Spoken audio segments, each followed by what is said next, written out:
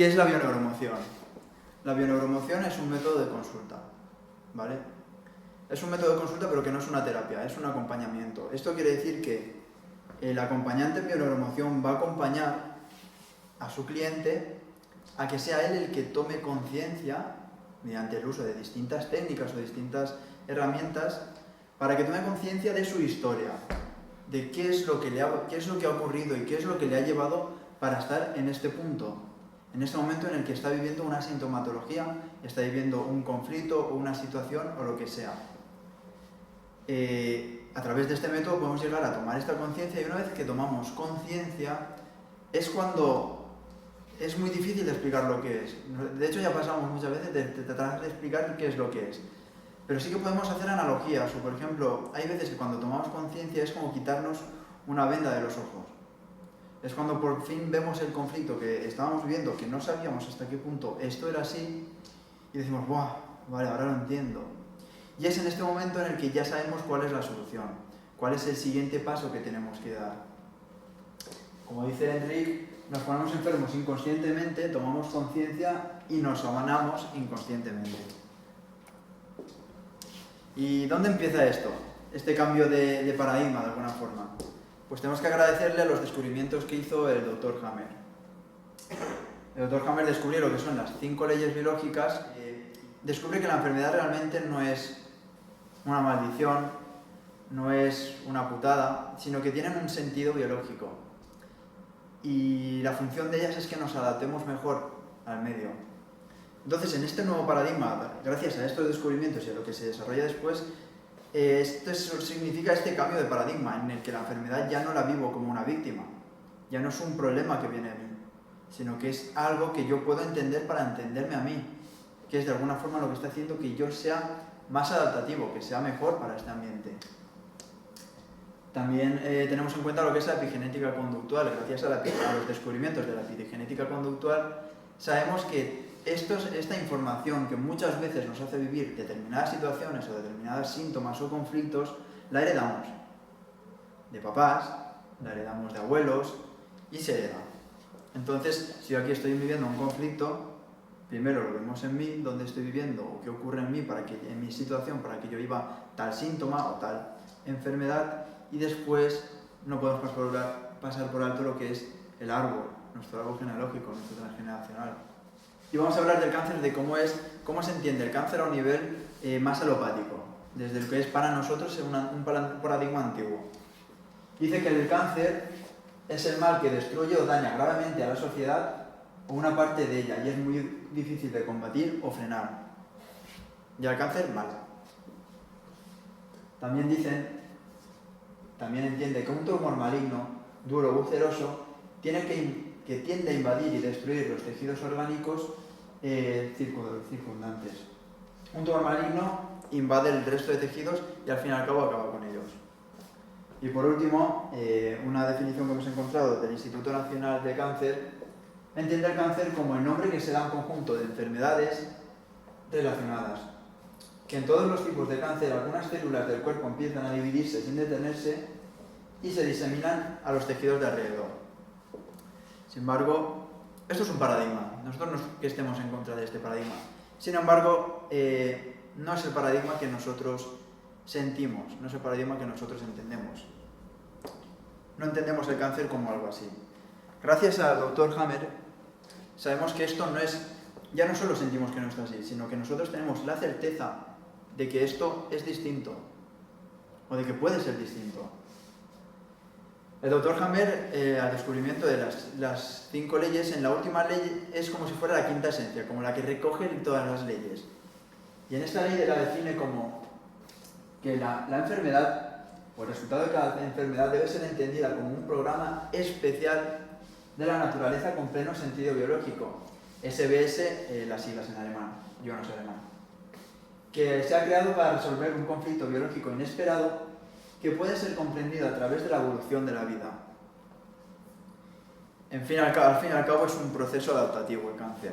Ahora, más adelante veremos cómo es en el cáncer de mama, cómo que un cáncer puede ser un proceso adaptativo. Y para entender las mamas tenemos que entender nuestra biología. Y nosotros somos mamíferos. la característica de los mamíferos es que las mamás, las hembras, desarrollan mamas a través de las cuales alimentan a las crías. Las mamas también. Hay que decir que las mamas están formadas por un conjunto de tejidos procedentes de todas las capas embrionarias. Esto quiere decir que hay muchos tipos de tejidos distintos, hay muchos tipos de células distintas. Entre ellas son el endodermo, el mesodermo, que se divide en dos, antiguo y nuevo, y el ectodermo, en total 4. Hay que entender muy bien también cómo hace que nosotros seamos a nivel biológico. Y a nivel biológico, la hembra no sale a cazar. ¿Qué es cazar hoy en día? Ir a trabajar. Simbólicamente es lo mismo. Entonces, biológicamente, la hembra se queda en el nido, busca machos con el cual crear un vínculo para que este macho salga a cazar o salga por el bocado y se lo traiga. También para que este macho no solo salga por el bocado, sino que la proteja. Y ella va a ser la que, sintiéndose protegida, sintiéndose alimentada, va a poder proteger y centrarse en alimentar y proteger al hijo. Si tenemos un clan en el que hay 10 individuos, 5 hembras y 5 machos, ¿qué vamos a hacer? Vamos a enviar a los machos a cazar. Si estos machos se van a cazar y regresa uno, este clan con 5 hembras y un macho puede sobrevivir. Un macho solo puede fecundar a todas las hembras. Sin embargo, si cogemos a esas 5 hembras y las enviamos a cazar y vuelve una, este clan dice adiós, muy buenas. Una hembra muy difícil que pueda... No, los 4 machos se irán, igual se queda uno y este clan está muerto. La mujer no puede jugársela e ir a luchar o ir a proteger a la manada o al clan. Tampoco puede jugársela porque yendo a por un bocado, porque ella es más valiosa. Ella tiene también que encargarse de las crías a nivel biológico. Y esto no tiene nada de machismo, esto es biología. Si por ejemplo estudiamos cómo es un hombre y cómo es una mujer, somos diferentes realmente. A los hombres se les dan mejor unas cosas y a la mujer otras. Por ejemplo, a nivel de visión, las mujeres ven más colores. No es que parezca que vean más colores, es que realmente ven más colores. Pues un hombre sale del territorio y se orienta bien. Una mujer biológicamente se pierde. Vamos a hablar de cómo es una mama. ¿Vale? Las mamas las hacemos un cuadrante y vamos a hablar que hay un pezón, lo que es también una aureola, y después hay distintas partes. Está un tejido graso, está la musculatura por debajo, y están, muy importante, los lóbulos o glándulas, o lobulillos. Después también tenemos los conductos y lo que hemos dicho antes, la aureola y pezón. Hay que decir que a nivel general, donde encuentra la mujer el síntoma, según donde esté, tiene una tonalidad u otra, como ahora vamos a ver. Cuando yo tengo una sintomatología que se manifiesta, por ejemplo, un mesotelioma, que se manifiesta en la mitad, en el centro del pezón, aquí sabemos que hay un conflicto que afecta por el centro a la persona, afecta en su plenitud. Esto a nivel general, después veremos cómo es más en concreto, más específicamente. Cuando afecta a la mitad interna, sabemos que esta mujer tiene una necesidad de ocuparse de sí misma porque está sola en el nido, no porque ella quiera estar sola en el nido, sino porque siente sola y como para adaptarse a esta situación siente que ella es la que lo tiene que hacer todo, porque se siente sola. Cuando hay una sintomatología en la mitad externa, vamos aquí, esta mujer está orientada hacia el otro, está orientada completamente hacia el otro, y el otro puede ser el hijo, puede ser la pareja, pueden ser los compañeros de trabajo, pueden ser los padres. Cuando está la sintomatología, un mesotelioma, por ejemplo, en la parte superior, antes lo he dicho al revés, ahora en la parte superior, esta mujer es la que se ocupa de todo. Ella se ocupa de todo, aunque esté en casa haya más gente, ella es la que lo hace todo. Y por último, cuando hay una afectación en la zona inferior, esta mujer tiene la necesidad de que alguien se ocupe de ella. Vemos que aquí pueden parecer parecidos, pero cada uno tiene una tonalidad distinta. Vamos a empezar hablando por el adenocarcinoma, o cáncer globulillar, ¿vale? Esta afectación, esto afecta, digamos, lo que es la glándula mamaria. La glándula mamaria, ¿qué función tiene? ¿No? Como hablaba previamente de Román, la función es la de producir la leche para alimentar a los hijos, ¿no? A las crías, ¿no? Durante los primeros meses o semanas de vida. Y están presentes en ambos sexos, aunque es más frecuente es en el sexo femenino, ¿no? ¿Qué tipo de conflicto afecta a esta parte de los senos? La preocupación o pelea en el nido. Preocupación por la integridad del nido. Es decir, el nido es lo más importante para la mujer, biológicamente hablando. Es decir, el nido es su territorio, por decirlo de alguna manera, ¿vale? Entonces, cuando ella siente, cuando hay una pelea, cuando ella se siente desprotegida en el nido, ¿vale? Cuando tiene una preocupación porque ese nido se mantenga cohesionado, ¿vale? Puede presentar ese tipo de sintomatología. En otras conferencias hemos hablado ya también de lo que son las fases de la enfermedad. En esta no nos vamos a centrar tan al detalle, pero sí es importante recordar que la enfermedad no solo el doctor Hammer, la segunda ley, que es la ley bifásica de la enfermedad, contempla que la enfermedad como tal tiene dos fases. La fase activa, que es cuando estamos en estrés debido al conflicto emocional, es decir, ese conflicto emocional está activo, y la fase de solución del conflicto, o sea, cuando entramos en vagotonía, que es la fase caliente de la enfermedad, cuando hemos resuelto ese conflicto, y en esta fase pues lo que hacemos es restaurar toda la sintomatología que tuvimos en la primera fase, ¿vale? Entonces aquí lo pusimos dividir desde el punto de vista de la sintomatología que presentamos en una o en otra fase, o sea, la fase activa de este tipo de cáncer, el adenocarcinoma, ¿vale? La persona presenta un engrosamiento glandular, es decir, una inflamación de la glándula como tal, ¿no? Que es progresivo, ¿vale? De una masa compacta de células bien definidas, es decir, no son todas las glándulas. Según como estuvo comentando Román antes, es decir, según en qué zona del seno tienen una connotación, un colorido determinado, ¿vale? Una vez que la persona ha solucionado ese conflicto, entra en fase de solución y progresivamente pasa por diferentes procesos, es decir, tiene una inflamación de la zona afectada, empieza a haber un edema en esa zona en la fase activa, al haber un engrosamiento glandular, es decir, hay una multiplicación celular, esas células que se han multiplicado después, una vez resuelto ese conflicto, son expulsadas del cuerpo, ¿vale? Para ello necesita, ¿cómo se llama esto?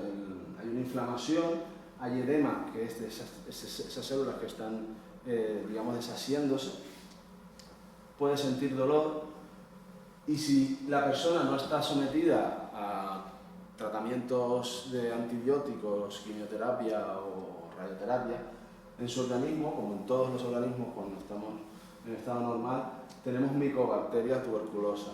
Esas micobacterias son las que se encargan de la gasificación de ese exceso celular y en las que nos va a ir deshaciendo, ¿vale? Así como hongos.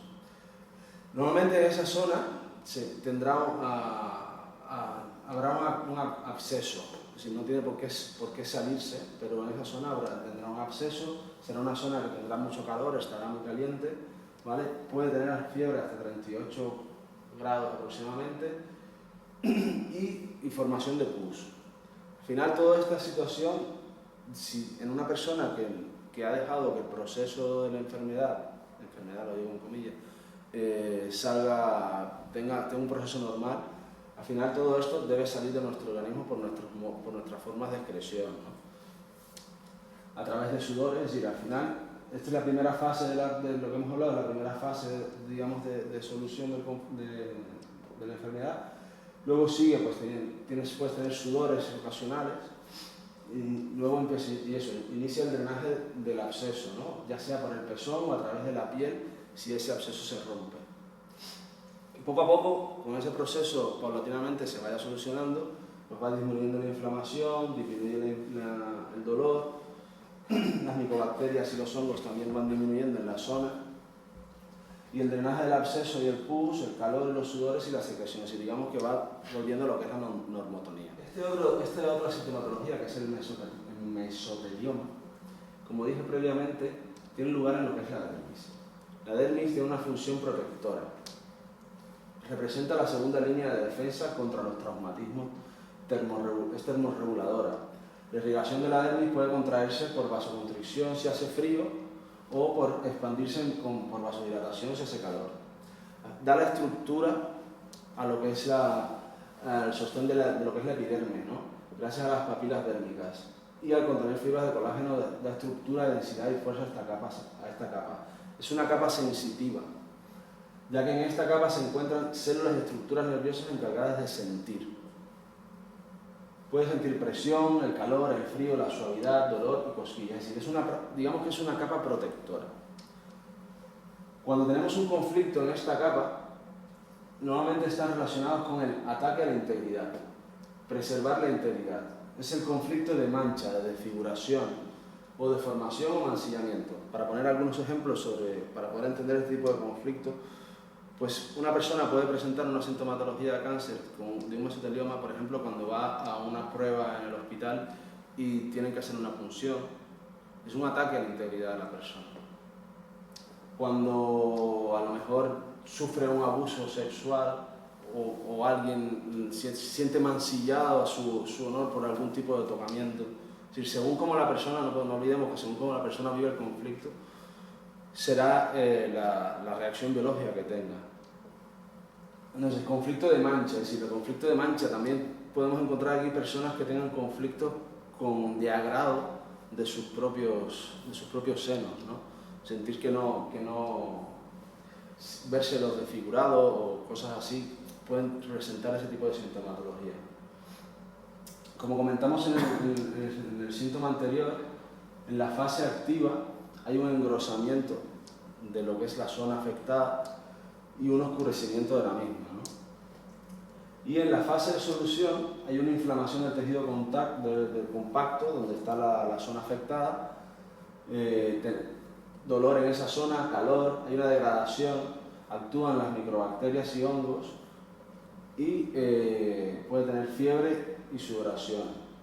Esta inflamación, a medida que se va resolviendo el conflicto, va disminuyendo, así como el dolor, el calor, la degradación, puede tener sangrado y va disminuyendo también las microbacterias y hongos. El ductal es una afectación de los conductos galatóforos.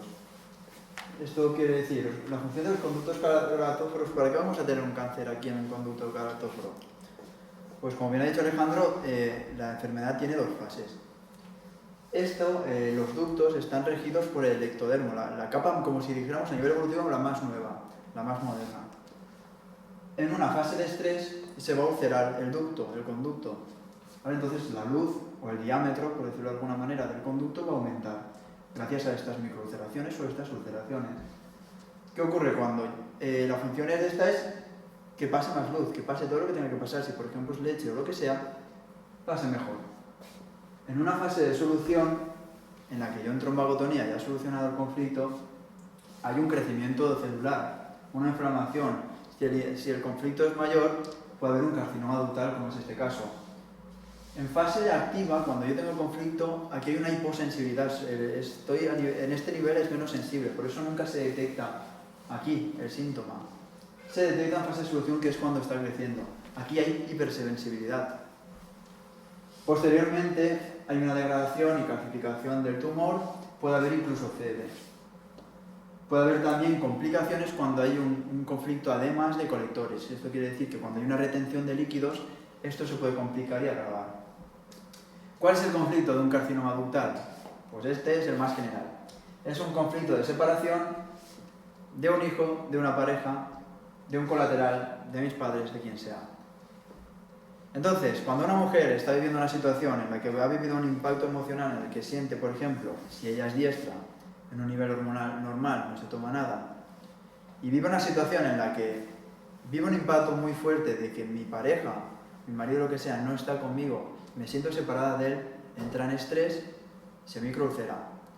Cuando soluciona este conflicto, si como estamos hablando de un conflicto muy intenso, que lo vive con mucha intensidad y mucho dramatismo y mucha soledad, puede desarrollar un carcinoma ductal y es en este momento en el que se diagnostica. ¿Cuál ha sido el conflicto? Separación. Esta mujer se siente separada.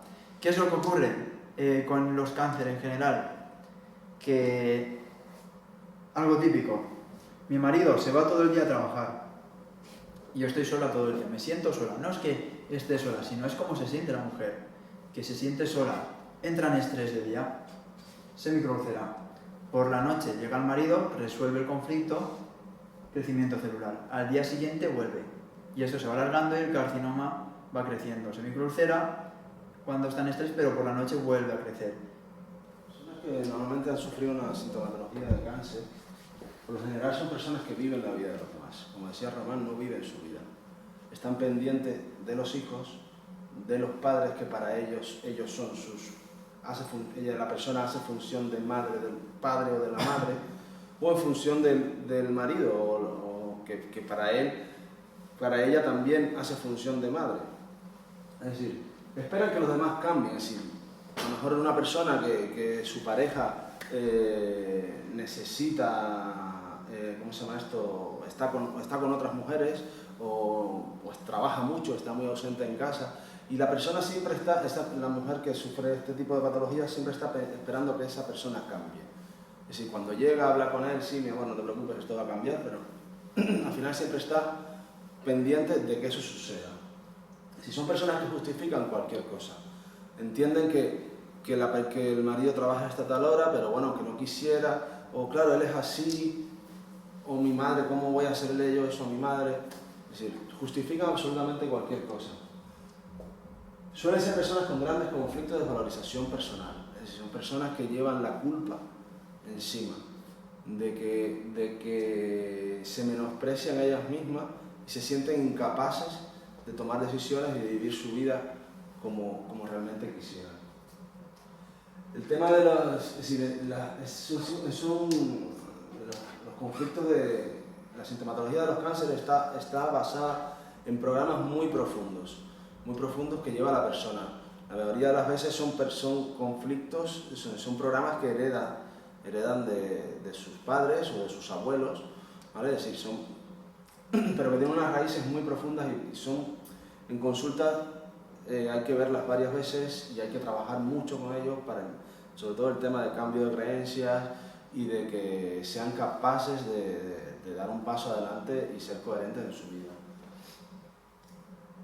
Y lo que comentaba antes, son personas que suelen vivir sentimientos de gran culpabilidad. Hay que tener en cuenta también dos aspectos que en este tipo de personas, que son el complejo de Edipo. Para que no sepa, el complejo de Edipo es una atracción afectiva del niño a la figura de la madre, ¿no? Hijo con síndrome de mamitis, es decir, la persona vive una desvalorización que no es la hembra alfa, lo comentaba antes, es decir, parejas con gran dependencia emocional de su madre o carencia de madre, ¿no? La mujer se siente desprotegida y falta de comunicación. Por ejemplo, es esa persona que está casada con un hombre que todos los días antes de llegar a casa tiene que pasar por casa de su madre. O la madre es quien le hace el arroz como a él le gusta, o le plancha la camisa como realmente es, ¿no? Entonces son hijos inmaduros, es decir, son personas inmaduras emocionales, ¿vale? Y ellos lo viven como que no son la mujer elegida, no es la hembra alfa, es decir, ven a su suegra o a la madre de su pareja como una rival, ¿vale? Y por supuesto, esperan que eso cambie en algún momento, pero siguen viviendo esa situación. Y el complejo de Electra, por otro lado, consiste en una atracción afectiva de la niña hacia la figura del padre, ¿no? Mujeres que buscan en su marido al padre que no tuvieron, o repiten la historia de su madre con un marido ausente. Es decir, suelen ser personas que o repiten el papel de madre, que es decir, la vida de su madre, que tuvieron un marido que no existió, o que ellas tuvieron un padre que siempre estuvo ausente, entonces buscan en su pareja a ese padre que nunca tuvieron. Cuando lo vemos esto en el árbol transgeneracional, normalmente encontramos la afinidad por fechas de nacimiento de función. Lo que ha dicho Alejandro, hay que no caer en la culpa de escuchar esa información, no hay que caer en la trampa, escuchar lo que él ha dicho y caer en la culpa. Que es lo que no es que esto te va a hacer sentir culpable, no. Esto, darme cuenta de cómo yo estoy viviendo la vida de los demás, es precisamente para no caer en esa culpa, es para caer en la responsabilidad. Porque una persona que se siente culpable no encuentra soluciones. El objetivo es que esta persona tome la responsabilidad y las riendas de su vida. Se observe, ¿vale? Es verdad, me doy cuenta de que soy así. Pero yo al darme cuenta de esta responsabilidad, puedo hacer cosas. Todo lo contrario que sentirme culpable. Si no me siento culpable, leo esto, me siento así y me quedo igual en la situación. Si yo lo veo desde la responsabilidad, lo puedo solucionar. Y porque muchas veces no solucionamos los conflictos y se alargan el tiempo, un cáncer que crece y crece y no para de crecer, muchas veces es porque permanecemos en la situación en la que biológicamente nos tenemos que adaptar de alguna forma. Y puede que esta adaptación sea un carcinoma, o un adenocarcinoma, o un mesotelioma, como hemos visto antes. Por ejemplo, yo aquí estoy viviendo una situación en la que mi hijo está desprotegido, o en la que mi hijo lo tengo que nutrir porque está enfermito, entonces mi glándula crece, tengo un adenocarcinoma que crece y yo me estoy manteniendo en la situación en la que siento que mi hijo tiene eso y que siento que yo tengo que hacer más células para nutrirlo mejor. Entonces, en el momento de que tenemos un impacto biológico, un impacto emocional, como hablamos también, se crea un engrama. Nuestro inconsciente graba toda la situación. Si, por ejemplo, aquí explota una granada allí y yo sobrevivo, mi inconsciente va a grabar toda la situación. Va a grabar el techo, la luz, las personas, Alejandro, la cámara, todos los sonidos, mi postura corporal, incluso mi respiración, todo va a quedar grabado. Toda esta sala, todo lo que ha pasado. Y lo va a quedar grabado en forma de red neuronal. Entonces, mientras nos mantenemos en el engrama en el que vivimos el conflicto y este conflicto no se resuelve, es porque estamos en la situación y no tenemos esa conciencia como para decir, vale, ya no me afecta.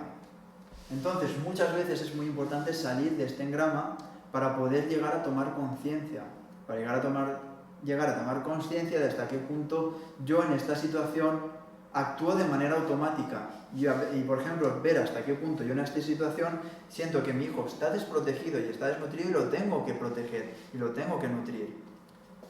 Saliendo del engrama en el que yo soy una mujer que tengo un carcinoma a nivel de conductos galactóforos, mama derecha, y yo soy una mujer diestra, si yo todos los días sigo viviendo con el hombre, con el que siento, no es porque el hombre sea malo o no, sino es lo que yo siento realmente, y yo siento que este hombre no está conmigo, si yo aquí no lo veo y no lo llevo a resolver, lo mejor es que yo me salga de este engrama, porque aquí mi cuerpo se adapta, y en fase de estrés va a hacer microulceraciones, y en fase de vagotonía va a hacer un crecimiento celular. Entonces es muy importante tener en cuenta esto del engrama, que nuestro inconsciente ha grabado toda la información. Por eso muchas veces también lo que ocurre es que nosotros, cuando tomamos conciencia, muchas veces salimos del engrama, nos reconectamos, observamos hasta qué punto aquí hay un programa que se activa y me hace sentir todo esto que yo estaba sintiendo aquí, y cuando volvemos, ya volvemos y miramos qué pasa. Y puede que vuelva y no pasa nada, yo no me vuelvo a sentir como me sentía antes, no pasa nada, si quieres quedarte, quédate, si quieres irte, vete. O puede pasar también que yo vuelva a la situación anterior, vuelva a casa o vuelva a lo que sea, la situación en la que yo me despertaba el conflicto y empiece a volver a sentirme como antes. Yo lo sabré, como estoy conectada a mí misma y he estado un tiempo de conexión conmigo misma fuera de este engrama, cuando vuelvo yo sé cómo estoy volviendo a caer en lo mismo. Me lo hueles, entras en casa y uff. Y ya no te puedes engañar porque ya eres consciente. Entonces ahí pocas gentes deciden quedarse en esta situación en la que se sienten de esta forma. Porque está todo el engrama que de alguna forma te está diciendo, aquí tienes que adaptarte de esta forma, porque tu marido no está. Entonces aquí es cuando la persona es libre de decidir, me quedo, me voy, ¿qué puedo hacer? Y qué más que qué puedo hacer, ¿qué quiero hacer? Es una putada que yo me vaya, vuelva y me vaya cuando yo me quiero quedar. ¿Vale? Si yo me tomo conciencia, me quiero quedar, quédate. Si yo tomo conciencia, me quiero ir, me voy. Pero no es mejor ni que yo me quede ni que yo me vaya. Lo coherente es que yo haga lo que siento realmente. No es coherente que yo vuelva, me sienta mal y me quiera ir, pero me tenga que quedar por el que dirán o por qué dirá la sociedad o por si van a pensar que un animal no piensa todo esto. Un animal no tiene todos nuestros conflictos, no piensa ni lo que va a pensar el gobierno, ni la vecina, ni tal. Oh, pero es que qué mal, pero ¿qué le voy a hacer? Pero es que eres muy mala persona por hacer esto. ¿Cómo puedes pensar en ti? Esto un animal no lo piensa. Esto lo pensamos los humanos que estamos muy desconectados y le hemos dado a nuestra parte más mental el poder de entender lo que somos, dejando de lado todo lo que son nuestras emociones y todo el resto. Dándonos cuenta de esto, somos libres de decidir qué queremos hacer y qué vida queremos vivir. Entonces el cambio es llegar a este punto, llegar por una parte de pasar de la culpa a la responsabilidad. No tiene nada que ver la culpa con la responsabilidad. Un ser responsable tiene soluciones, o se va a mover para encontrar esas soluciones.